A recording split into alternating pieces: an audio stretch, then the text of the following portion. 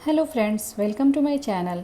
दोस्तों, अगर आप मेरे चैनल पे नए हैं तो प्लीज़ मेरे चैनल को सब्सक्राइब करें और बेल आइकन को ऑल पे करना ना भूलें। तो चलिए आज की कहानी शुरू करते हैं। अरे बेटा, तुम कब आए और इतनी उदास क्यों बैठे हो? आज तो तुम्हारी परीक्षा का परिणाम आना था ना। क्या हुआ? कितने अंक आए? रीना जी ने हैरानी जताते हुए अपने बेटे यश की उदासी का कारण पूछा।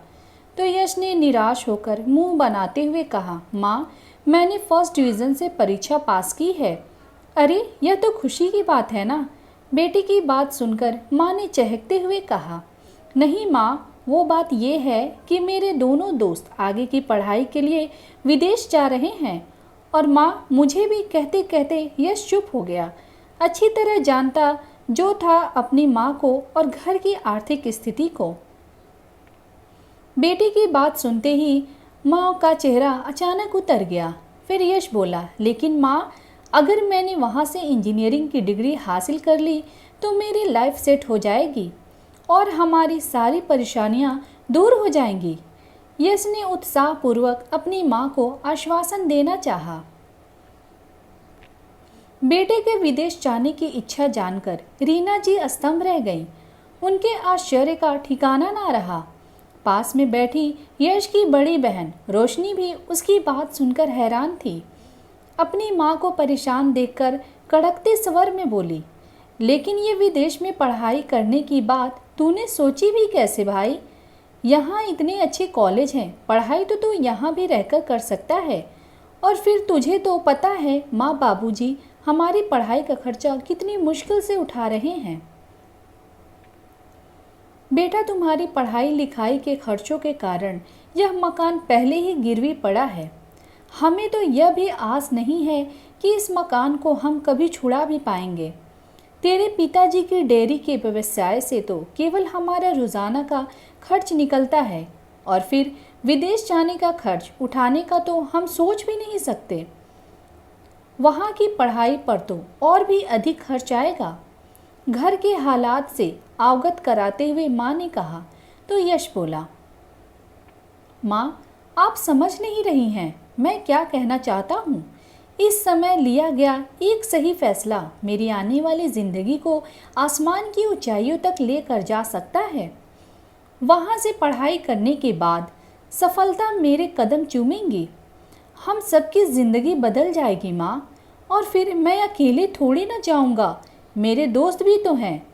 जब उनके माता पिता को उन्हें विदेश भेजने में कोई हर्ज नहीं है तो आपको क्या परेशानी है?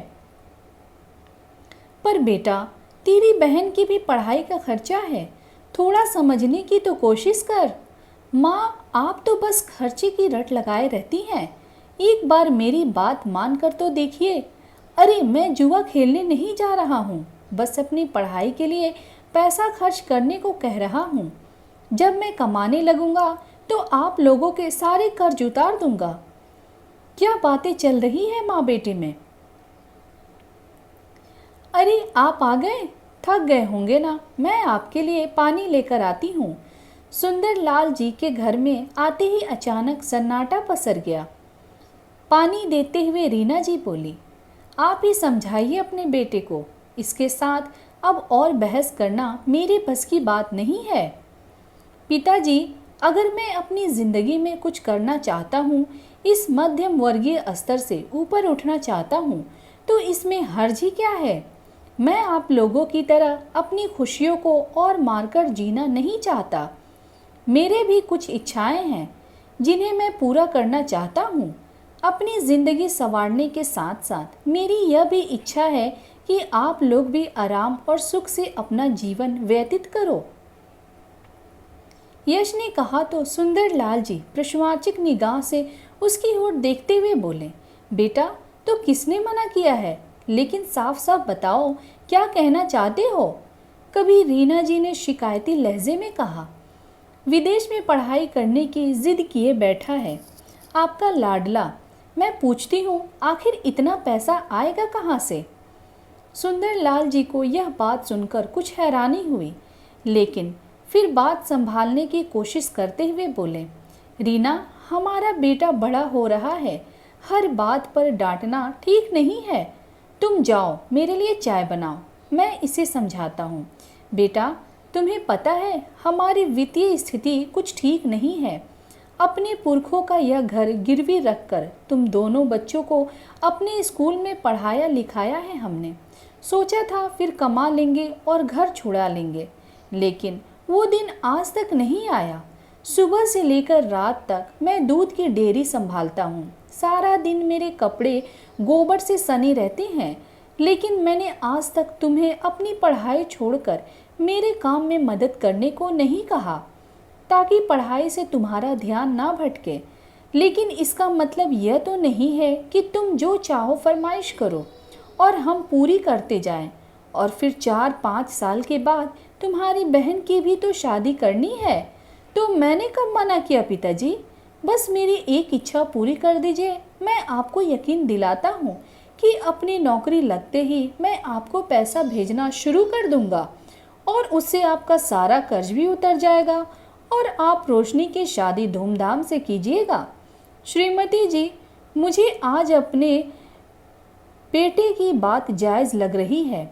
अगर वह अपनी हमारी ज़िंदगी संवारना चाहता है तो इसमें हमें कोई ऐतराज़ नहीं होना चाहिए। मेज पर चाय रखती हुई रीना जी से सुंदर लाल जी ने कहा, लेकिन उसे विदेश भेजने का और वहाँ पढ़ाई करवाने का जो खर्च आएगा वो हम कहाँ से भरेंगे, यह सोचा है आपने? रीना जी ने चिंता जताई तो सुंदर लाल जी बोले, उसका भी इंतज़ाम हो जाएगा। पति की बात सुनते ही रीना जी सोच में डूब गई। अपने पति के फिक्र और बेटी की जिद उन्हें अंदर ही अंदर खाए जा रही थी। सारा पैसा बेटे पर ही लगा देंगे तो बेटी का क्या होगा? एक तो पहले ही कर्ज में डूबे हुए हैं, ऊपर से एक और मुसीबत। रीना जी के बार बार मना करने पर भी आखिरकार सुंदर लाल जी ने यश को स्वीकृत दे दी। आई लव यू पापा कहकर यश अपने पिता के गले लग गया और दौड़ते हुए अपने दोस्तों से मिलने निकल पड़ा। उसने विदेश में पढ़ाई करने के लिए कॉलेज का फॉर्म भी भर दिया, यह सोचते हुए कि यदि पिताजी ने कहा है तो पैसे का इंतज़ाम भी कर ही देंगे। रात का खाना खाकर जब रीना जी बिस्तर पर गई तो देखा सुंदर लाल जी करवटें ले रहे थे, मगर नींद उनकी आंखों से कोसों दूर थी। आप अभी तक सोए नहीं? जानती हूँ आप दिखाते नहीं हैं, लेकिन चिंता तो आपको हो रही है कि किस तरह पैसे का इंतज़ाम किया जाएगा। अरे रीना, चिंता वाली कोई बात नहीं है। मैंने सोच लिया है कि मैं अपनी दूध की डेयरी गिरवी रख दूंगा।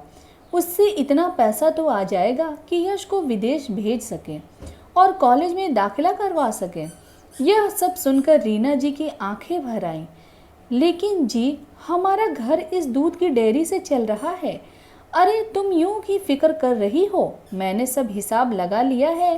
रीना, जब यश की पढ़ाई पूरी हो जाएगी तो पता भी है वो कितना कमाने लग जाएगा। इतना पैसा घर में आएगा कि आज तक का सब कर्ज उतर जाएगा। हमारा घर भी छुड़ा लेगा और दूध की डेयरी भी। अपनी ज़िंदगी तो जैसे तैसे कट गई है, लेकिन अपने बेटे का करियर बन जाएगा और दोनों बच्चों की ज़िंदगी संवर जाएगी तो मेरी ज़िंदगी का मकसद पूरा हो जाएगा। उसके बाद मौत भी आ जाए तो कोई गम नहीं।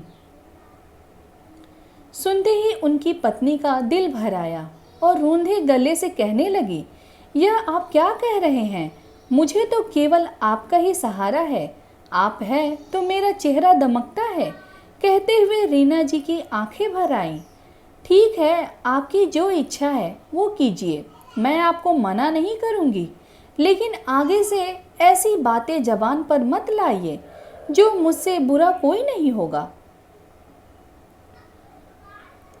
सुंदर लाल जी ने अपनी पत्नी को तो जैसे तैसे समझा बुझाकर चुप करा दिया, लेकिन चिंता तो उन्हें भी अंदर ही अंदर खाए जा रही थी कि यह सब कुछ होगा कैसे।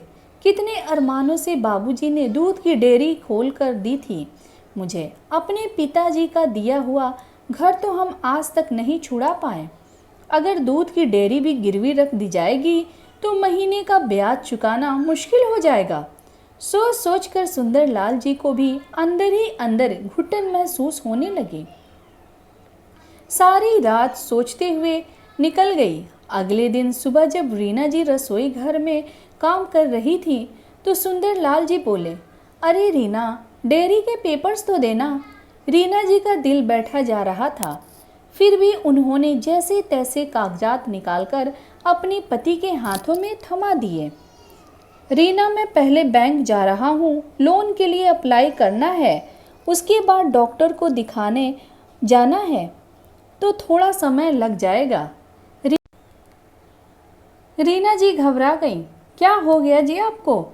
अरे कुछ गंभीर बात नहीं है, कल से हल्की सी घुटन महसूस हो रही थी, तो सोचा डॉक्टर को दिखा दूं एक बार। आने में देर हो जाए तो चिंता मत करना, कहते हुए सुंदरलाल जी निकल गए। रीना जी अपने पति को सवालिया नज़रों से देखती रह गईं। उनके चेहरे पर चिंता की लकीरें वह साफ देख पा रही थी, लेकिन कुछ भी कर पाने में असमर्थ थी। शाम को सुंदरलाल जी थके हुए से घर लौटे। क्या हुआ, क्या कहा डॉक्टर ने? रीना जी ने पूछा। तो सुंदरलाल जी कहने लगे, अरे कुछ नहीं, उल्टा सीधा कुछ खा लिया था जिसके कारण एसिडिटी हो गई थी। डॉक्टर ने दवाई दे दी है, अब मैं ठीक महसूस कर रहा हूँ। तुम चिंता मत करो। दरअसल सुंदरलाल जी को दिल की बीमारी हो चुकी थी और डॉक्टर ने उन्हें हार्ट सर्जरी करवाने की सलाह दी थी, लेकिन पैसे की कमी की वजह से हार्ट सर्जरी कराना अभी संभव न था। पत्नी और बच्चे चिंता करेंगे, ये सोचकर घर पर भी किसी को कुछ नहीं बताया। दिन बीतने लगे। आखिर वो दिन भी आ गया जब यश को विदेश भेजने की सारी तैयारियां हो गई। बैंक से लोन लेने की स्वीकृति मिल गई। उसके विदेश जाने के लिए टिकट बनवा दिए गए। ऊपर से कुछ पैसा यश के बैंक अकाउंट में भी जमा करवा दिया गया। भीगी आंखों से रीना जी और सुंदरलाल जी ने अपने बेटे को खुद से मीलों दूर भेज दिया। रीना जी और सुंदरलाल जी की आंखें उस हवाई जहाज को दूर तक देखती रहीं जिसमें यश बैठा था। हमारा बेटा हमसे दूर चला गया जी, बहुत दूर, कहते हुए रीना जी अपनी आंखों के आंसुओं को रोकने की असफल कोशिश कर रही थी। सुंदरलाल जी भी भाव विभोर होते हुए अतीत की यादों में खो गए। अभी कल ही का दिन लगता है जब यश का जन्म हुआ था। हमारे आंगन में यश की किलकारियां गूंज रही थी। कितने लाड प्यार से बड़ा किया था हमने उसे। माँ बाबूजी चला गया है, आपका लाडला बेटा, यहाँ खड़े होने का कोई फायदा नहीं।